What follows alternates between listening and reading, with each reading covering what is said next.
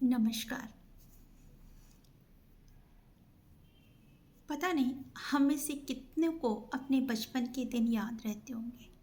हम अपनी माँ से या अपनी बड़े बुजुर्गों से, अपनी दादी नानी से वो परियों की बातें, जादुई किस्से कहानियाँ सुना करते थे और बचपन में हमें उनकी उन कहानियों में भी यकीन होता था कि माँ ने कुछ कहा है, दादी ने कुछ कहा है, तो ज़रूर इसमें कुछ ना कुछ सच होगा।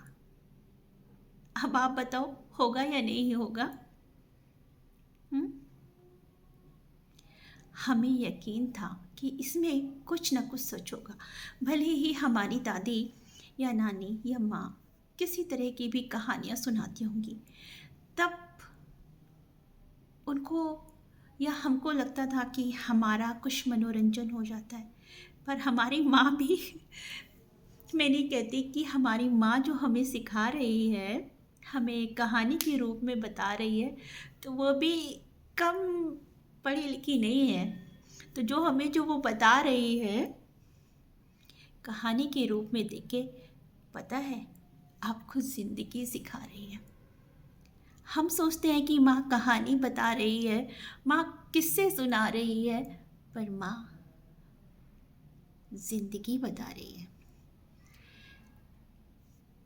वो किस्से कहानियों में प्यारे प्यारे से किरदारों में अ, अपनी सीखें वो डाल देती है और हमारे यहाँ पर उन्हें रोपित कर देती है।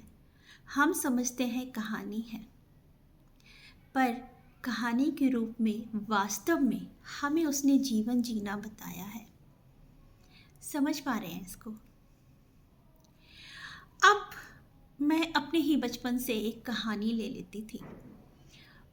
मतलब ले लेती हूँ। मैं जब छोटी थी तो छुट्टियों में अपने घर जाया करती थी, अपनी दादी के घर। बड़ा इंतज़ार रहता था कि गर्मी की छुट्टियाँ आएंगी और हम अपनी दादी के पास जाएंगे। वो दादी का प्यार और उनकी केयर हमेशा याद रहती थी। और सबसे ज़्यादा मेरा जैसा मन है कि इस प्रकृति से जुड़ने का, मुझे बड़ा शौक था कि पेड़ों के साथ खेलना, नदियों को देखना, तैरने की कोशिश करना, पानी में खेलना और उस समय की बात करती हूँ कि पंखे कूलर होते हुए भी दादी हमें खुले आकाश के नीचे बिठाती थी और हमें इंतज़ार रहता था कि जब वो चांद तारों की कहानियाँ सुनाती थी और हमें इंतज़ार रहता था कि जल्दी से 7 बजे 8 बजे और हम अपना डिनर करके, हमारा एक टाइम होता था कि दादाजी हमें उस समय फ्री मिलेंगे और घेर के बैठ जाते थे उन्हें कि अब कंटिन्यू करो अपनी कहानी। तो हमारे दादाजी भी थे, वो मैं कहूँगी बहुत दिमाग अप्लाई करके कहानी उनकी ख़त्म नहीं होती थी। हमको कहते थे कि बस 15 मिनट बताऊँगा। इसके बाद हम भी रहते थे, बड़ा क्यूरियोसिटी से सुना करते थे कहानी कि अब क्या होगा, अब क्या होगा। जैसे कि आज के हम उसमें देखते हैं कि कोई सीरियल चल रहा होता है या अभी आप जानते हैं जिसको सीरीज़ बोलते हैं, तो एक क्यूरियोसिटी बनी रहती है कि आज ये हुआ तो कल क्या होगा। एक हमारे अंदर से आता है कि हमारे साथ जो हम ये सीरियल देख रहे हैं, कल इसका क्या होगा, क्या होगा, इसका एंड क्या होगा, एंड रिजल्ट क्या होगा, हम वो जानना चाहते हैं, इसलिए हम उसको पूरा देखते हैं। तो कई बार उन किस्से कहानियों में वो राजाओं की कहानियाँ और बेसिकली एक कहानी मेरे दादाजी जो सुनाया करते थे कि उस जादूगर की जान उस तोते में बसी थी, तो किसी को ये राज नहीं मालूम था कि ऐसा ही है कि उस तोते में उस जादूगर की जान बसी है। तो किसी को नहीं मालूम था कि ऐसा कि वो हम उस दुष्ट को कैसे हरा पाएँ। तो ये उस समय हमें कहानी लगा करती थी कि हाँ, ये कहानी है, ये ऐसे हो जाएगा, ऐसे हो जाएगा। तो ये सीक्रेट किसी को नहीं मालूम था उसके साथ एक क्लू हमारे साथ ये जोड़ देते थे कि उस जादूगर को या उस दुष्ट आत्मा को वही मार पाएगा जो हृदय से बिल्कुल पवित्र होगा। तो जानते हो, ये कहानी कहानी नहीं है, ये हमें सीख बता रही है कि अगर हमें बुराई को मारना है, समझ रहे हो, कि अगर हमें बुराई को ख़त्म करना है तो हमें स्वयं अंदर से वो शुद्धतम रूप होना पड़ेगा। ये उस समय कहानी लगा करती थी, पर आज उसका असली मतलब यही है कि वो दानव जो है, वो बुराई जो है हमारे मन में बैठी हुई है। तो उसको मारने का क्या उपाय है कि उसकी जान किसी तोते में थी। तो वो तोता हम कहते हैं कि सिंबॉलिक है। वो तोता जिसको हम कह रहे हैं वो हमारा प्राण पक्षी है। तो अब इसको कवर किसने कर लिया? जिसका जिसका बाहर जाता होगा वही कवर कर लेगा। अगर हम अपने आप को देखें कि अगर हम अच्छाई के रास्ते पे चलते हैं तो हो सकता है कि हमारे पास उतने सुख साधन सुविधाएं ना हो या और चीज़ें ना हो, हमें और सब लोगों का साथ ना मिलता हो, पर एक आंतरिक संतुष्टि जिसे हम कहते हैं वो रहता है और उस ईश्वर का साथ हमेशा रहता है। बुरे लोगों के पास हो सकता है चीज़ें ज़्यादा रह जाती हों या और सब, उनको एक मन में ही यही कामना, हम कहते हैं ना कि कामना रहती है कि हम विश्व विजय प्राप्त कर लें या हम ये प्राप्त कर लें। उनको हमेशा लगता है कि हमें कुछ ना कुछ मिल जाए। पर जो एक कोमल हृदय होता है वो कहता है मैं किसी को क्या दे दूँ। तो जब ये काम करने चलेगा जो कोमल हृदय है, ये सबके भले के लिए काम करेगा। तो जो पता है इसको कि ये हमारे पूरे समाज में भला इंसान है, ये बुराई को यही मार सकता है।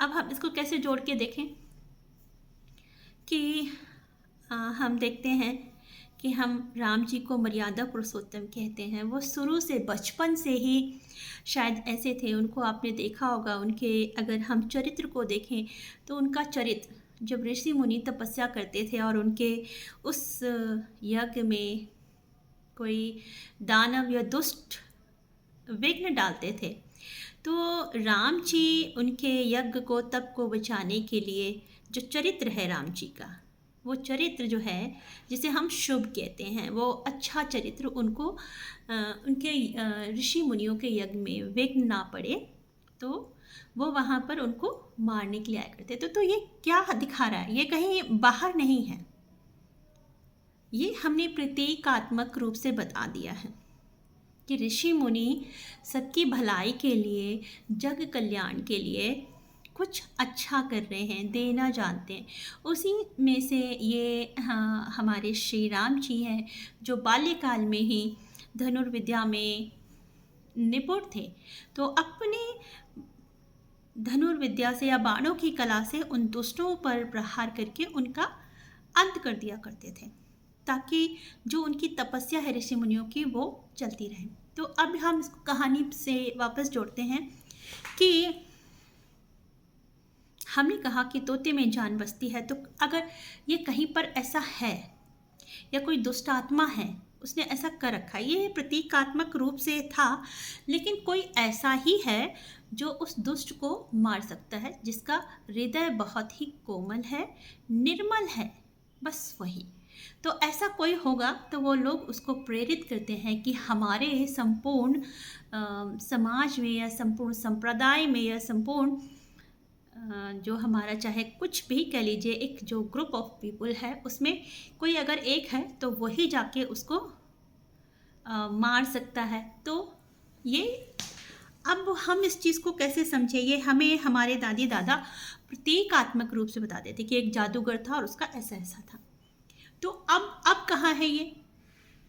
क्योंकि अगर हम वेदांत की तरफ चलते हैं, हम कुछ देखते हैं, पढ़ते हैं, तो वहाँ पर ये चीज़ें कहीं बाहर नहीं हैं।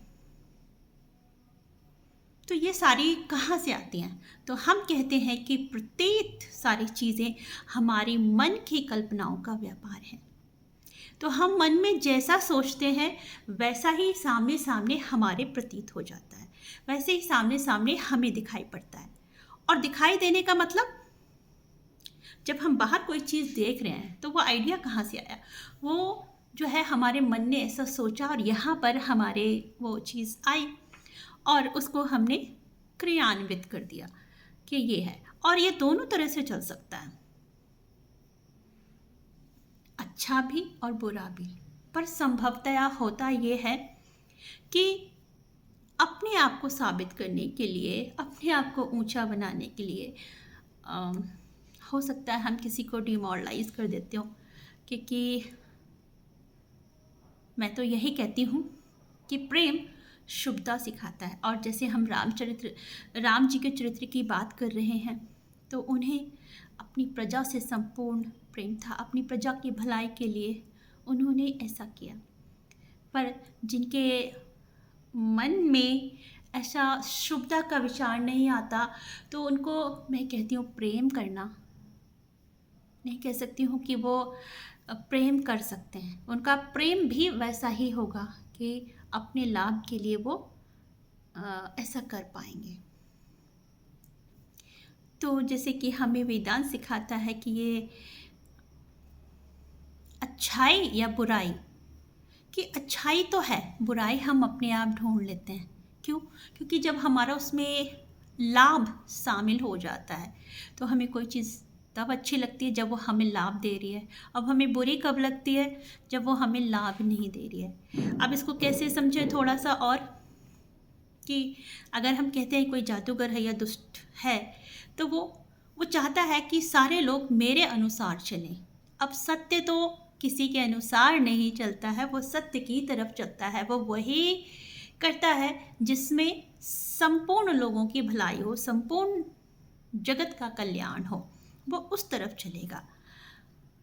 तो ये है सत्य की पहचान। और वो बुरा जो है वो अपने लाभ के लिए, कि सब मेरा कहा माने, सब मेरे अनुसार चले, मेरे बोलते हैं कि मेरे सत्ता के में रह के काम करें, मेरे खिलाफ कोई काम ना कर पाए। तो ये है कि ये जो ये मन है, ये इस तरफ चलता है। और अच्छा मन जो कहेंगे वो शुभता की तरफ चलता है। तो जो प्रेम करना जानता है तो उसे प्रेम मिल भी जाता है, क्योंकि वो देना जानता है। वो संपूर्ण जगत के लिए, संपूर्ण संप्रदाय के लिए, संपूर्ण समाज के लिए काम करता है। अपने पर्सनल इंटरेस्ट को छोड़ के वो संपूर्ण जगत की भलाई के लिए काम करता है। तो मैं कहती हूँ कि ये कहानियाँ मात्र कहानियाँ नहीं हैं। कहानियों में जो अगर हम पढ़ते हैं, वो एक सरल तरीका है कि हम बच्चों को अच्छी चीज़ों के लिए प्रेरित कर पाएँ, कि वो सरलतम तरीका है जिससे कि हम बच्चों को अच्छी चीज़ दे पाएंगे। आज हमने कहानी बताई तो एक आध शब्द हम उसमें ऐसा जोड़ देते हैं कि जिससे वो ये समझ पाएँ कि इसमें जो ये शब्द था, अगर कभी क्लिक करेगा तो उनको ये पता चल पाएगा कि ये जो शब्द कहा गया है इसका अभिप्राय क्या था। जैसे मैंने यहाँ पर राम जी के जो है बाल्यकाल की बात कर दी, कहाँ से आया उनमें ये चीज़ें बता दी गई ना, देख ली गई ना कि उन्होंने अपनी धनुर्विद्या का उपयोग कहाँ किया। तो ऐसा ही है कि हम जब शुभता का सोचते हैं, प्रेम का सोचते हैं, तो अपनी जो हमें मिली हुई विद्या है या हमें जो इस ईश्वरी गुण जो हमें मिले हुए हैं, वो हम ईश्वर की ही सेवा में लगा देते हैं। और ईश्वर की सेवा कहीं और नहीं, ये सब मानव जाति की सेवा ही ईश्वर की सेवा कहलाती है। तो हमें जब बचपन से ये सब जब बताया जाता तो हमें कहानियों में इंटरेस्ट आता था, हम सोचते थे कहानियाँ हैं, और आज सुन के मज़ा आया। तो मैं तो कहती थी मेरे दादाजी जो कहानी है वो आधी अधूरी छोड़ देते थे कि कल बच्चे फिर हमारे पास बैठे और फिर से वो एक उनमें मन में रहे कि अब आएंगे और हमसे नेक्स्ट पूछेंगे कि अब क्या होगा इसमें। तो वो एक एंडलेस कहानी बनती चली जाती थी और हमारा पूरा लगभग लगभग काफ़ी समय, 1 हफ्ता, 4 दिन, 5 दिन गुजर जाते थे और हम उसे बड़े मन से सुना करते थे। तो कुछ चीज़ें बहुत याद भी रह जाती थी, बाद में सोचने के लिए भी हमसे कभी ऐसा भी छोड़ दिया जाता था कि ठीक है, कल जो हमने एंड किया इसका इसका मतलब ढूँढ के अपनी अपनी समझ से बताना। तो कहानियाँ सिर्फ़ कहानियाँ नहीं है, कहानियाँ जैसे हम कह देते हैं मोरल देने के लिए, तो वो मोरल भी नहीं है। कहानियाँ अपनी बुद्धि, अपनी विवेक से समझने की बातें हैं कि इसमें जब कहानी में किसी एक पर्टिकुलर शब्द का प्रयोग किया गया, ये सब अपनी अपनी समझ से लोग बच्चे विकसित कर पाते हैं कि अपनी समझ से वो क्या समझ पाए, उस कहानी का तात्पर्य उन्होंने क्या लगाया। धन्यवाद।